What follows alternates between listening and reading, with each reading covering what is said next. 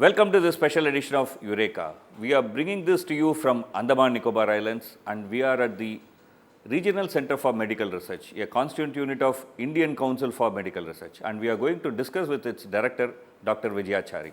Before we continue this discussion, let's take a quick look at his brief profile, and in this episode, we are going to talk about how Andaman has lots of very interesting medical research, and one of the mystery, Andaman fever, has been solved by this center. Keep watching this Eureka. We are going to have a very interesting conversation. We'll take a quick look at brief profile and continue this program. Ensuring the accessibility of healthcare for indigenous people, Regional Centers for Indian Council of Medical Research has been set up in different parts of India,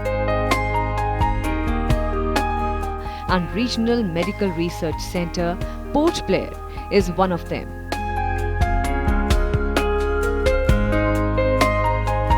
Currently, Dr. Vijayachari Paluru is heading this center, and he has left no stone unturned to keep this center important for the public health problems of the people in the region.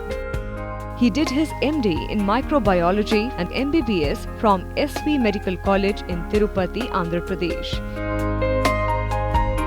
He did extensive work in the lab diagnosis of leptospirosis and serological and molecular characterization of leptospires, and also did the pioneering work in documentation of Community Biodiversity Register, comprising the knowledge of ethnomedicine and healthcare practices among the indigenous communities of Andaman and Nicobar Islands. Dr. Vijayachari Paluru received many recognitions. Noted among them are Fellow, National Academy of Medical Sciences in the year 2013, and the European Union Fellowship to carry out research on characterization of leptospiral isolates at the Department of Biomedical Research, Royal Tropical Institute, Amsterdam, the Netherlands, in the year 1998.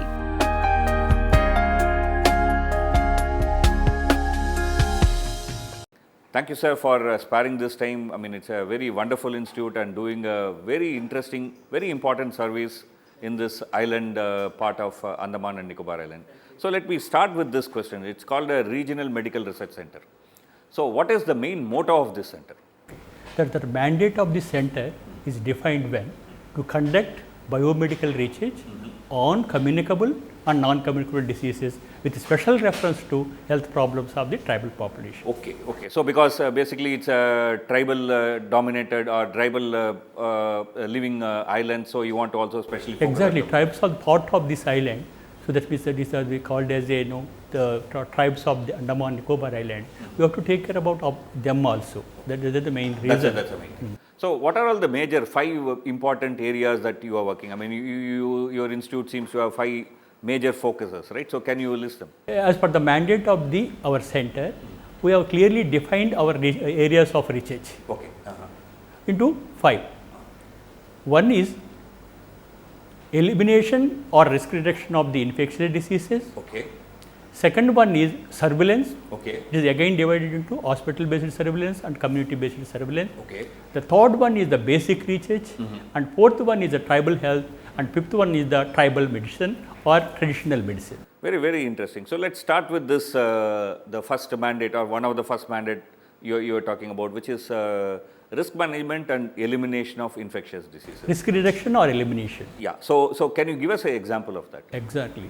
So the risk reduction and elimination of the diseases we taken as a challenge. First, it is called as a subperiodic lymphatic filariasis, which is alone available in this island, because here the mode of transmission, here the mosquito is day biting mosquito, whereas in mainland is a night biting mosquito. Okay. So even if it is filariasis, the kind of filariasis in Andaman is slightly different. That's what you exactly. Okay. In the transmission cycle. So then what did you do?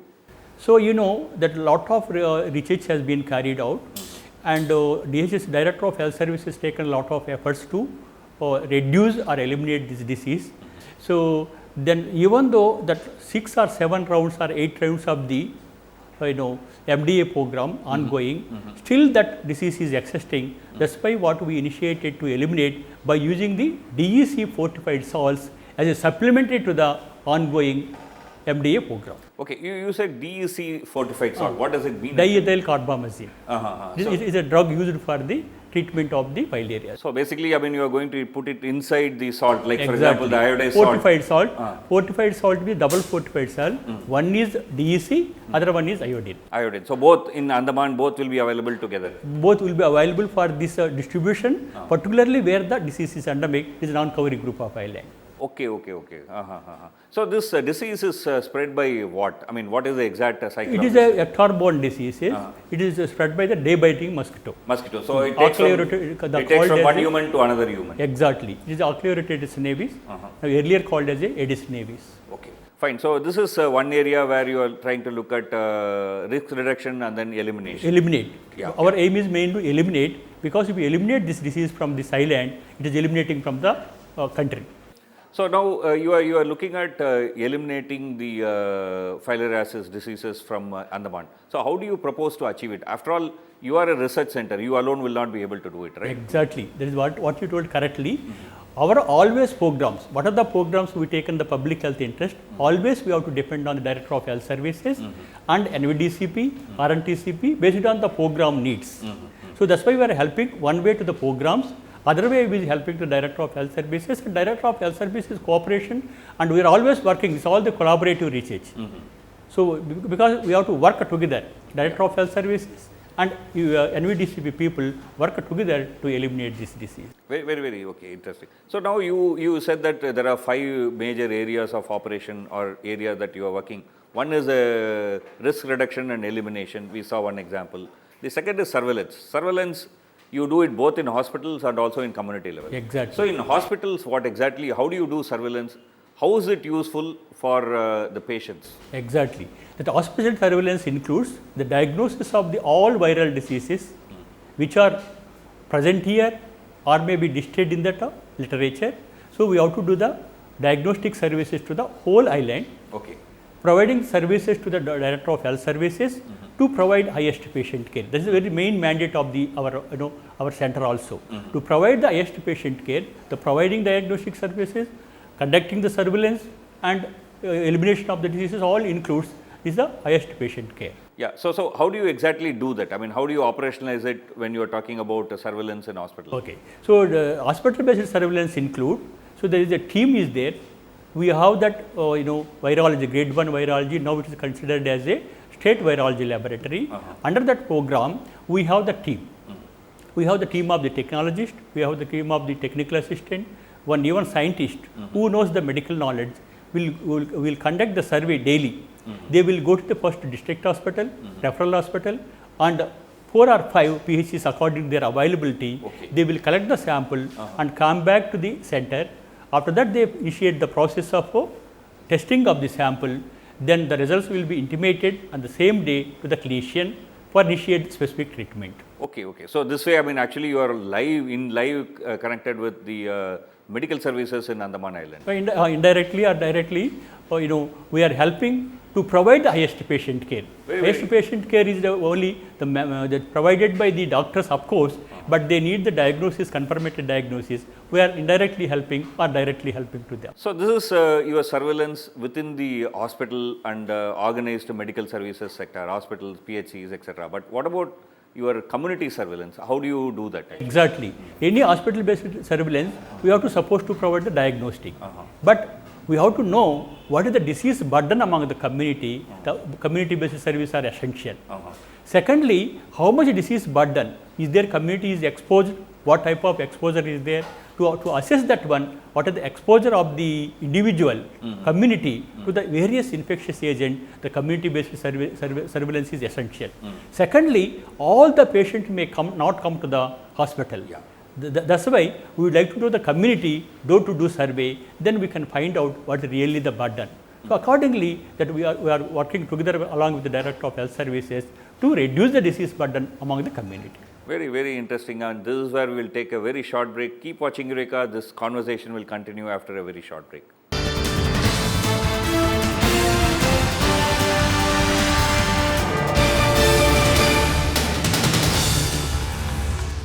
Welcome back to Eureka. We are having a very insightful, very interesting conversation with Dr. Vijayachari. He is the Director of Regional Center for Medical Research, a constant unit of ICMR in Andaman Nicobar Islands. Before the break, we were talking about some of the work that you have been doing in risk reduction and elimination and also surveillance. So, let me talk about the third aspect of your center, which is basic research, which is I think very important. I mean, if we want to become really a medical power, I mean, if we want to serve our people for future, basic research is very, very important. What kind of basic research you undertake in this center? Exactly. The basic research is essential to improve the health programs. The first achievement I can say, the center identified Andaman hemorrhagic fever as a leptospirosis. Okay. 1993, 93-94. Oh, so this is a fever which was called as Andaman fever, and nobody knew what it was causing, and it was a big mystery, right? Exactly. That ICMR then director under the team, then we could able to identify Andaman fever as a leptospirosis. Okay. So, if you identify the Andaman fever as a leptospirosis, we started that isolation of the organisms from the patient. Is there any without the organisms, we cannot define the confirmatory diagnosis. So, for that purpose, we started the isolation of the leptospirosis from the clinical patients. Then, during the outbreak, one isolate what we identified is entirely differently new. Okay. This is the first time in the world identified as a new serover of the new sero group that we gave the name that sero group, that is the sero group Saigali serovar Andamana. So, that is why this is the first isolate. So, we investigated to isolate the organisms from the clinical samples because isolation and identification is essential to confirm the diagnosis, and it gives the clue what type of organisms is, how the extent we have to take care. Okay. For that purpose, we started the isolation of the organisms from the clinical patients. During that one outbreak occurred in North Andaman, we identified one new strain. It is called as a new serover and new sero group. Okay. The first time reported in the world. Okay. This is one of the main achievement we can call. So, this is one area that you worked in basic research. Exactly. Any other basic research area that you are working? So, based on that, you know, from the Indian literature, the whole genomic sequences of the leptospirosis is not available from the Indian continent. Okay. So, all of the countries, so many countries, they already sequenced and reported. In this regard, we could isolate so many strains from this island, and our counterparts also, different parts of the country could isolate some strains. All together 64 isolates, we did the whole genomic sequencing. That report is ready. I think we would like to publish that one very soon in a couple of years. So, basic research is one arm of your center's the work. other achievement. Okay, other achievements include then first time where that here, you know, chikungunya fever outbreak came here. There is a atypical situations, atypical clinical presentation is called as acute flaccid paralysis. Okay. So, it is a mystery what is the acute flaccid paralysis as a complications of the chikungunya. We investigated further, we found it resembles the Guillain-Barré syndrome, but it is not a Guillain-Barré syndrome. It is nothing but the perineural edema and swan cell necrosis. This is also one of the main contributions of this center. Nice. So, these are all some of the areas that you work on. Any other? Exactly. Then we also developed some diagnostic kits also, the latex agglutination test for the diagnosis of leptospirosis. Okay, fine. So, this is one area where basic research you wanted to concentrate, look into various emerging areas. The other component that you are looking at is the tribal health, which is one of your major mandate, one of the component of your mandate. So, how your center is actually operationalizing it? Exactly. The part of the mandate is tribal health. So, in collaboration with the DHS, you know, I already mentioned to you, always our programs along with the DHS, Director of Health Services, then Tribal Health Research Unit here, then Tribal Welfare Department, Andaman Administration, they supported well to conduct that health surveys among the tribal population. Okay. They supported us to carry out the investigations in various aspects, and we have to report back what is the status of the, you know, the diseases pattern, and so what is the remedial measures to be taken. That's why the tribal health is very important. That's why we are conducting the surveys, repeated surveys or regular surveys among the tribal population. Okay, so what are the main findings of this surveys among the tribal population? What did you find? Any interesting facts that you can share with us? Interesting factors, they are, because they are nowadays they are interacting with that other people also, because that what is the diseases available in the normal population, sometimes that some of the diseases available among the tribal population also. Okay. So that's why it is a tribal health, why the surveys is required to improve or to find out is there any disease burden is there. That's why we have to intimate to the administration, Andaman Nicobar administration and Director of Health Services, because it is a collaborative study among them. But we have to intimate to them what are the remedial measures to be taken. Okay, so that is one input on tribal health that you are providing, and this is where we will take a very, very short break. Keep watching Eureka. This conversation will continue after this break.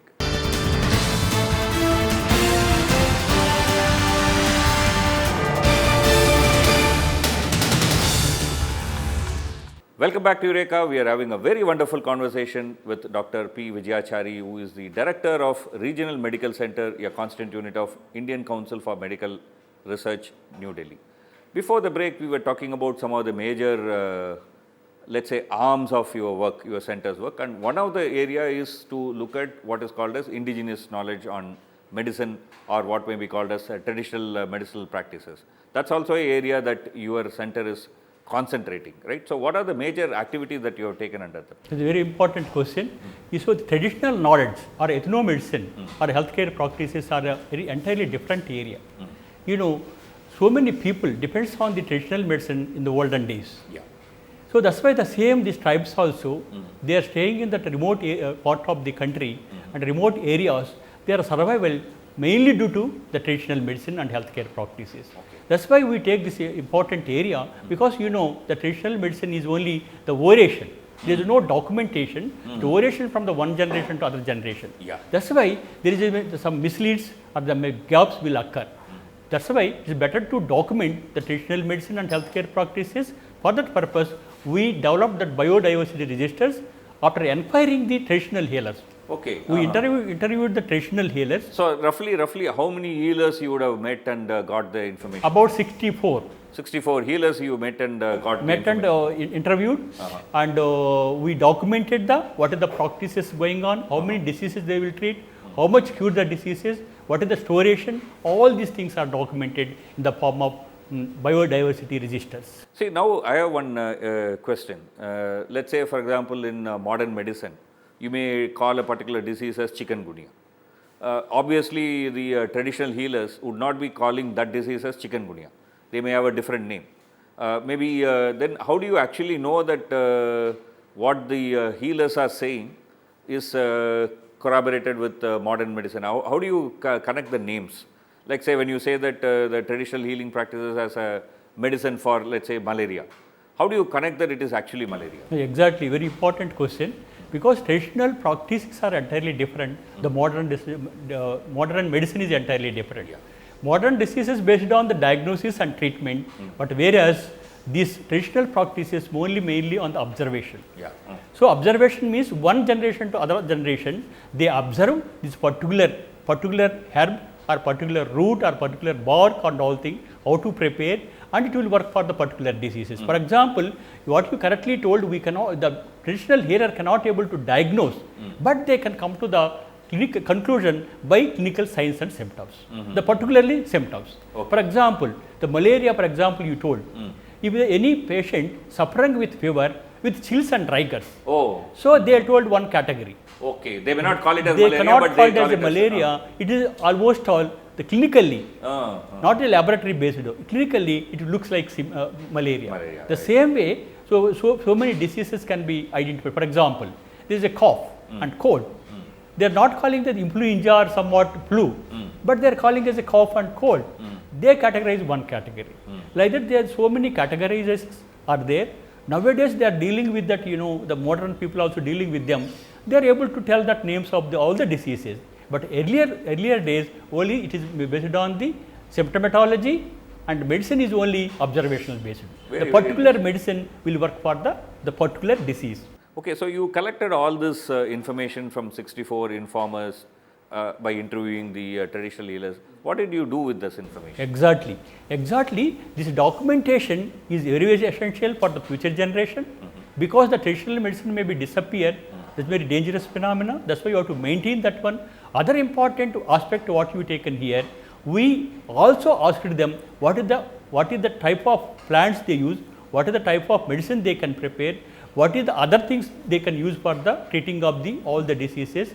For that information we generated, and we found that so many plants have the medicinal properties. It may be anti-malarial or antibacterial or antioxidant.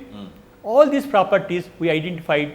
About 32 plants we have the medicinal properties.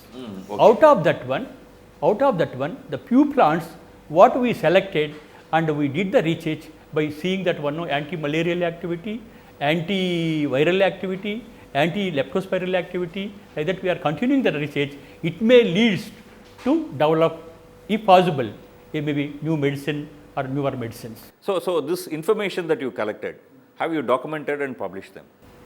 Yes, we documented. There are more than 16 publications are there among the traditional medicine and healthcare practices. You can see almost all in the international journals. Okay. So let's look at, for example, malaria. The new generation drug artemisinin is actually discovered by a Chinese scholar, Yu Tutu, by studying the Chinese traditional medicine. So it is a combination of traditional medicine with the modern research. You have come up, the community has come up with a very potent medicine for malaria. So are we in that path? Are we actually looking at this traditional medicine and documenting them and keeping them aside, or are we trying to see whether we can develop some new modern potent medicines out of it? Exactly. So that's why that the research already we have initiated and we got some leads. Secondly, then we'd like to develop the natural products. The natural products is entirely different and modern medicine is entirely different. Okay. Natural products, we are combination of the plant, root and all thing. The different proportion of that one, they have to add, we have to develop the natural product. The natural product may be used for the treatment of the patient. So suppose if you convince it, for that purpose we need the clinical trials and all things, the laborious procedure, but we have initiated already the study, that type of study with the collaboration of the IICT Hyderabad. Okay. So this study you are doing in which area? Which kind of diseases are you concentrating on? First we are concentrating the anti-malarial. Okay. Because that is one major challenge. One of the major challenge in the future. That's why we concentrated the anti-malarial. Okay. So your center is also hosting a WHO center, right? So what is that center actually doing? Exactly. So you know that the different parts of the country or different parts of the world, this leptospirosis is called as a different names. Okay. So I already mentioned to you, here called as Andaman fever. Yeah. So but due to that one, it becomes a national center and WHO reference center now, nodal lab for the Southeast Asian countries now. That's why the government of India as well as WHO, they gave the mandate for us to develop that the reference labs all over the country. So that's why we have about 16 labs we developed all over the country for the diagnosis of leptospirosis. We continuously touch with them. Is there any confirmatory diagnosis required for them? They have to send the sample to us. Then we have to study the sample or screen the sample. Immediately you have to give the report for them for the confirmatory, because it gives the confidence among the clinician. The same way that we also developed that, I think 4 labs in Southeast Asian countries, one in Sri Lanka, other one is Indonesia, then Nepal and Bhutan. Very, very interesting. And also when I was visiting your center, I saw there are quite a few biosafety facilities which you have established in this institute for local use. Why those biosafety facilities? What are their major use? A very interesting question. Nowadays the biosafety is very, very important. The demonstrator who are performing the experiment should not be affected, because they are dealing with the infectious material, highly infectious material. That's why the biosafety measures are there. Accordingly, we have the biosafety levels at grade 1, level 1, level 2 and level 3. So that's why with low cost we developed the biosafety level 3 laboratory, because it is essential. You have to deal with new agent, highly infectious agent, the BSL 3 facility is very, very essential. For that purpose, this lab is established more than I think 6 years back. We inaugurated this lab in 2012 or 2013. Very, very, very. So then this is a regional research center, but yet your footprint, your impact has been at the national and international level. So can you tell us a few words about that? Yes, that is because even though it is defined as a regional center, but our role should be at a regional level and national level and international level as per the needs of the government, as per the needs of the public. Okay. For that purpose, we feel as even though we are situated in the remote part of the country, our contribution should be to the mainland India, particularly whole India, as well as Southeast Asian countries, where that we can do something to them. Very, very interesting, sir, and your center has done really very interesting work and has embarked on very important work in terms of providing health services to not only Andaman, but also improve and increase our medical knowledge for future generation. Thank you for being with us in this show. Keep watching Eureka. We'll come back with an interesting conversation next week, same time.